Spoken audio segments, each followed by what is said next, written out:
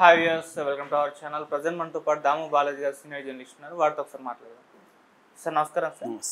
Sir Pakistan మాజీ ప్రధాని ఇమ్రాన్ ఖాన్ మా జైల్లోనే మృతి చెందాడు, అతన్ని హత్య చేసేసారు, చంపేశారని చెప్పేసి వార్తలు వైరల్ అవుతున్నాయి సార్. అతని పార్టీ పీటీఐకి చెందిన వాళ్ళు, వాళ్ళ ఫ్యామిలీ మెంబర్స్ అందరూ కూడా అక్కడ రావులపండి జైలు దగ్గర అయితే ఆందోళన చేస్తున్నారు. మరి ఏం జరిగింది, నిజంగా జైల్లోనే హత్య చేశారా, మరి దీనికి సంబంధించి ఇటు పాకిస్తాన్ గవర్నమెంట్ ఏమన్నా రియాక్ట్ అయ్యిందా? సో ఏం జరిగింది సార్?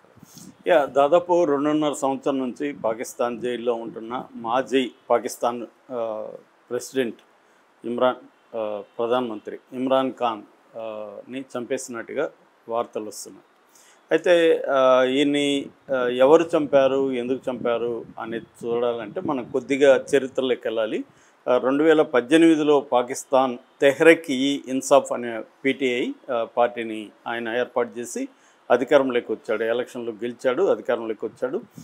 వచ్చిన తర్వాత ఆయన కొన్ని తప్పులు చేశాడు. ఆ తప్పులు ఏంటంటే ప్రధానంగా ఇప్పుడున్న చీఫ్ ఆఫ్ ఆర్మీ చీఫ్ అంటారు, ఆ chief of staff armed staff అంటారు, మామూలుగా ఆర్మీ చీఫ్ ఆయన.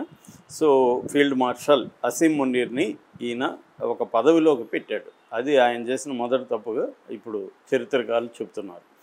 ఆ పదవి ఏంటంటే డైరెక్టర్ జనరల్ ఐఎస్ఐ అంటే మనకు తెలుసు, ఇంటర్ సర్వీసెస్ ఇంటెలిజెన్స్. మన దేశంలో ఏ టెర్రరిస్ట్ యాక్టివిటీ చేసినా కూడా ఐఎస్ఐఏ చేస్తుంది. దానికి డీజీగా ఈయన డైరెక్టర్ జనరల్గా నియమించాడు. సో ఈ నియమించిన తర్వాత అతను మునీరు తన కంట్రోల్లో లేకుండా పోయాడు. సో అప్పుడు ఇతన్ని నియమించడానికి కూడా ఇమ్రాన్ ఖాన్ మీద అప్పటి ఆర్మీ చీఫ్గా ఉంటున్న ఖమీర్ జావేద్ బజ్వా ఆయన ప్రెజర్ ఉందని చెప్తారు. సో ఆ ప్రెజర్ కోసం ఇతన్ని తీసుకెళ్ళి అక్కడికి పెట్టాడు. కానీ ఇతను ఏం చేశాడు, రివర్స్లో ఇతని ఫ్యామిలీ మీద నిఘా పెట్టి ఫైల్స్ తయారు చేశాడు. వీళ్ళ భార్య బుష్రా బీబీ అంటారు, పింకీ పెర్నీ అని కూడా ఆమెను పిలుస్తారు. ఆమె మీద ఒక కరప్షన్ ఫైల్ తయారు చేశాడు. అలాగే ఈయనకి 3 సిస్టర్స్ ఉన్నారు. ఆ 3 సిస్టర్స్ మీద కూడా కరప్షన్ ఫైల్ తయారు చేసి ఈయన టేబుల్ ముందే తీసుకొచ్చి పెట్టాడు. దాంతో ఎవరికైనా కాలుతుంది కదా, నా భార్య మీద నా ఇది మీద పెట్టావని ఇమ్రాన్ ఖాన్ ఏం చేశాడంటే ఇతన్ని ఆ పదవి నుంచి తొలగించాడు. ఇతనికి ఎవరికి అసీం మునీరు ఆ పదవిలోకి వెళ్ళి కరెక్ట్గా 8 నెలలు అయింది. ఇది ఎప్పుడు జరిగింది? 2022లో 21లో జరిగింది. 2019లో ఇతన్ని పెట్టాడు పదవిలో, 20లో తీసేశాడు. తీసేసిన తర్వాత అతను దాన్ని అవమానంగా భావించి నన్నే తీసేస్తావా అని చెప్పి అతను తనకున్న సర్కిల్లో, మిలిటరీ సర్కిల్లో, తర్వాత రాజకీయ ప్రత్యర్థుల్ని అంతా కూడా ఏకం చేసి ఇతని మీద, ఇమ్రాన్ ఖాన్ మీద నో కాన్ఫిడెన్స్ మోషన్ పాస్ చేయించాడు. అక్కడ పార్లమెంట్లో పాస్ చేయించేసరికి నో కాన్ఫిడెన్స్ మోషన్లో ఇతను రిజైన్ చేయాల్సి వచ్చింది. ఎప్పుడైతే రిజైన్ చేశాడో ఇతను ఆర్మీ చీఫ్గా మారిపోయాడు. ఆర్మీ చీఫ్గా మారినప్పుడు కూడా ఇమ్రాన్ ఖాన్కి, అసీం మునీర్కి ఒక రహస్య ప్యాక్ట్ జరిగిందని చెప్తారు. అదేంటంటే నువ్వు నా జోలికి రాకు, నేను నీ జోలికి రాదు అని ఒక రహస్య ఒప్పందం అయితే చేసుకున్నాడని. కానీ ఆ ఒప్పందాన్ని అసీం మునీర్ ఫాలో కావాలి. అసీం మునీర్ కక్ష పెట్టుకున్నాడు, ఇతన్ని తీసేసి నా కంట్రోల్లో ఉండే ప్రధానమంత్రిని, ప్రెసిడెంట్ని ఇక్కడ పెట్టాలి అనేది అసీం మునీర్ ప్లాన్. ఇతను నా కంట్రోల్లో లేడు, పైగా ఇతనికి పాపులర్గా సపోర్ట్ ఉంది, మాజీ క్రికెటరు, పాపులర్గా మాట్లాడగలరు. అందుకని ఒక పప్పెట్ గవర్నమెంటు ఉండాలి, అది నా కంట్రోల్లో ఉండాలనేది అసీం మునీర్ ప్లాన్. దాంతో ఇతని మీద కేసులు పెట్టించాడు. దాదాపు 200 కేసులు ఇతని మీద పెట్టారు. కరప్షన్ కావచ్చు, తర్వాత సెడిషన్ అంటారు, అంటే రాజద్రోహం, తర్వాత అఫీషియల్ సీక్రెట్స్ని అమ్మేశాడని వేరే దేశాలకి, ఇలాగా అనేక ఆరోపణలు చేస్తూ దాదాపు 200 కేసులు ఇతని మీద పెట్టించి 2023 ఆగస్టు నుంచి జైల్లో పడేశారు. రావల్పిండిలో ఉన్న జైల్లో ఇతన్ని అడియాలా జైలు అంటారు, అది one of the high security jails. పైగా రావల్పిండి అనేది మిలిటరీ స్థావరాలు ఎక్కువగా ఉన్న ప్రాంతం. అందుకని కరెక్ట్గా ఆ జైల్లోనే తను పడేసి అప్పటి నుంచి కూడా ఇతనికి సరైన ఫుడ్ పెట్టకపోవడం, సరైన సౌకర్యాలు లేకపోవడం, సింగిల్ సెల్ పడేయడం, తర్వాత వీళ్ళ బంధువులు కానీ, భార్య కానీ, లేకపోతే కూతురు కానీ కలవడానికి రిస్ట్రిక్షన్స్ పెట్టడం, ఇవన్నీ చేస్తూనే వచ్చారు. అనేక సార్లు ఆరోపణలు వచ్చాయి. దీనికి నిరసనగా పాకిస్తాన్ దేశం అంతా కూడా ఈ పీటీఐ వీళ్ళ పార్టీ తరపున విపరీతంగా ఆందోళన జరిగాయి. మిలిటరీ స్థావరాల మీద దాడులు జరిగాయి. వీధుల్లోకి వచ్చి పోలీసుల మీద మిలిటరీ మీద అటాక్స్ చేయడం మొదలుపెట్టారు.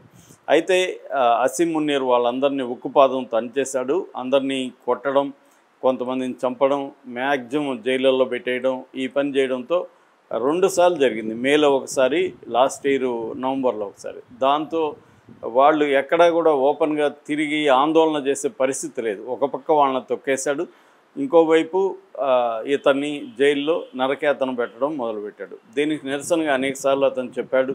అట్లాగే రెడ్ క్రాస్ సంబంధించిన వాళ్ళు కూడా దీని మీద మాట్లాడారు. ఇది స్టేట్ టెర్రరిజం అని, హ్యూమన్ రైట్స్ని ఫాలో కావట్లేదని ఒక మాజీ ప్రెసిడెంట్ని, అది కూడా ముద్దాయి మాత్రమే, ఆయన నేరస్తుడు కాదు, సో అతన్ని ఇలాగా టార్చర్ చేయడం కరెక్ట్ కాదని ఇంటర్నేషనల్ సంస్థలు చెప్పినా అసీం మున్నీర్ పట్టించుకోలేదు. ఎందుకంటే అసీం మున్నీర్కి అమెరికా అండదండలు ఉన్నాయి కాబట్టి, అమెరికా అండదండలు ఉన్న ఏ ప్రెసిడెంట్ని కానీ, ఏ ప్రధానమంత్రి కానీ, లేకపోతే ఏ మిలిటరీ చీఫ్ని కానీ ఇతర ఏజెన్సీలు ఏవి కూడా చేయలేవు. మనం ఇజ్రాయెల్లో కూడా చూస్తున్నాం. బెంజమిన్ నెతన్యాహు వార్ క్రిమినల్గా ఇంటర్నేషనల్ కోర్టు డిక్లేర్ చేసినప్పటికీ అతన్ని ఎవడు ఏమి చేసుకోలేని పరిస్థితి. ఎందుకంటే అమెరికన్ ప్రెసిడెంట్ అండదండలు ఉన్నాయి కాబట్టి. అసీం మున్నీర్ కూడా సేమ్ పరిస్థితి. సో ఆ రకంగా ఇప్పుడు అసీం మున్నీర్ ఇతను పెట్టి చేస్తున్నాడు. ఈ నేపథ్యంలో ఏంటంటే ఒక 5 వారాల నుంచి ఇతని ఆచూకీ తెలియట్లేదు. ఇంట్లో వాళ్ళని ములాఖత్తుకి అలో చేయట్లేదు. యాక్చువల్గా కోర్టు పర్మిషన్ కూడా తీసుకున్నారు వీళ్ళ చెల్లెళ్ళు, సిస్టర్స్ కలవడానికి కోర్టు పర్మిషన్ ఇచ్చింది. కోర్టు పర్మిషన్ ఇచ్చినా జైలు అధికారులు కలవడానికి ఒప్పుకోలేదు. 5 వారాల నుంచి వీళ్ళని కలవడానికి ఒప్పుకోలేదు. సెక్యూరిటీ రీజన్స్, జైల్లో ప్రాబ్లమ్స్ ఉన్నాయి, అది ఇదని చెప్తున్నారు. దాంతో ఇప్పుడు అందరికీ అనుమానాలు వచ్చాయి.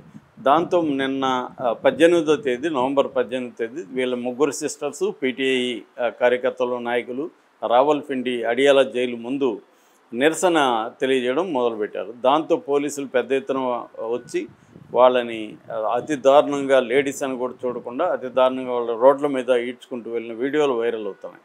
వాళ్ళ 3 సిస్టర్స్ అలీమా ఖాను, ఉజ్మా ఖాను, నోరిన్ ఖాన్ ముగ్గురు కూడా చాలా ఆవేదన వ్యక్తం చేశారు. ముఖ్యంగా ఆ ఘర్షణలో నోరిమా ఖాన్ స్పృహ తప్పి కూడా పడిపోయింది. సో ముఖాలనంతా కూడా రోడ్డుకి తొక్కేసి లాక్కుపోవడం అనేది కనబడుతుంది. అంత దారుణంగా వ్యవహరిస్తున్నారు. ఇది స్టేట్ టెర్రరిజం అని పీటీఐ నాయకులు పిలుస్తున్నారు. అయితే ఇప్పుడు ఇది ఫస్ట్ ఇంటర్నేషనల్గా ఫోకస్ ఎలాగైందంటే, ఇప్పుడు ఏంటంటే మనకు తెలుసు ఆఫ్ఘనిస్తాన్ మీద పాకిస్తాన్ బాంబులు వేస్తుంది. మొన్న కూడా వేసింది 2 రోజుల ముందు. సో ఆఫ్ఘనిస్తాన్కి సంబంధించిన ఆఫ్ఘనిస్తాన్ టైమ్స్ అనే పత్రిక, తర్వాత ఖురసన్ ఇంగ్లీష్ అనే పత్రిక, ఈ 2 మీడియా సంస్థలు ఇమ్రాన్ ఖాన్ చనిపోయినాడని అనౌన్స్ చేశాయి. వాళ్ళ చెల్లెళ్ళు ఏమీ చెప్పట్లేదు, చనిపోయినాడని చెప్పట్లేదు, కానీ ఏదో జరుగుతుంది, ప్రమాదం ఉంది, మాకు ప్రూఫ్ చూపించండి, ఆయన బతుకున్నట్టు ప్రూఫ్ చూపించండి అని అడుగుతున్నారు. కానీ చంపేశారని వాళ్ళ చెల్లెలు కానీ పీటీఐ నాయకులు కానీ చెప్పట్లేదు. కానీ ఆఫ్ఘనిస్తాన్ పత్రికలు, ఈ 2 పత్రికలు చెప్పినాయి. దాని తర్వాత బిఎల్ఏ, బలూచ్ లిబరేషన్ ఆర్మీకి సంబంధించిన మినిస్ట్రీ ఆఫ్ అఫైర్స్, వాళ్ళది ఇంకా రాజ్యం ఏర్పడకపోయినా వాళ్ళు మంత్రిత్వ శాఖ ఇవన్నీ ఒక అడ్మిన్ ఇదంతా కూడా ఏర్పరచుకున్నారు. వాళ్ళ శాఖ కూడా అనౌన్స్ చేసింది. దీంతో ఇండియా మీడియా కూడా దీన్ని పెద్ద ఎత్తున ప్రచారం చేస్తుంది. జైల్లో చనిపోయాడా లేదనేది కన్ఫామ్ కాదు. పాకిస్తాన్ ప్రభుత్వం అయితే చనిపోలేదని డిమాండ్ చెప్తుంది. చనిపోలేదు, ఇది కావాలనే పీటీఐ వాళ్ళు ప్రచారం చేస్తున్నారు, ఆఫ్ఘనిస్తాన్ ప్రచారం చేస్తుంది, ఇండియా ప్రచారం చేస్తుంది అంటున్నారు. కానీ చనిపోయినప్పుడు అతను బతుకున్నట్టు ప్రూఫ్ చూపించవచ్చు. కోర్టు పర్మిషన్ ఉంది కాబట్టి వాళ్ళ ఫ్యామిలీని కలవడానికి ఒప్పుకోవచ్చు.